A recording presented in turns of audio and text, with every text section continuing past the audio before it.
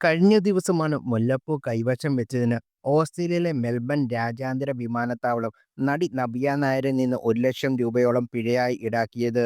വിക്ടോറിയയിലെ മലയാളി അസോസിയേഷന്റെ ഓണപ്പരിപാടിയിൽ പങ്കെടുക്കാനായി പോകുകയായിരുന്നു സംഭവം.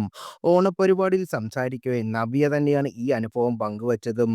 സമൂഹ മാധ്യമങ്ങളിലും മറ്റും വൈറലായതിന് പിന്നാലെ എയർപോർട്ടിൽ നിന്ന് അടക്കമുള്ള വീഡിയോ ഇപ്പോൾ പങ്കുവച്ചിരിക്കുകയാണ് താരം.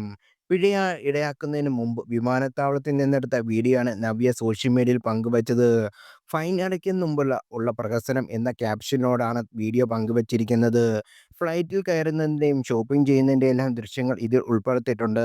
സാരി ഉടുത്ത് തലയിൽ മുല്ലപ്പൂവും ചൂടി കേരള തനിമയോടാണ് നവ്യ വീഡിയോയിൽ പ്രത്യക്ഷപ്പെട്ടതും. വീഡിയോയ്ക്ക് താഴെ നിരവധി പേരാണ് രസകരമായ കമന്റുകൾ പങ്കുവയ്ക്കുന്നത്.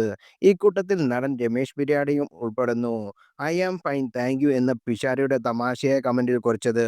കൂടാതെ ഏത് മോഡ്, ഫൈൻ മോഡ്, 1.25 ലക്ഷത്തിന്റെ തല എന്നിങ്ങനെ നീളുന്ന വീഡിയോയ്ക്ക് താഴെയുള്ള കമന്റുകൾ.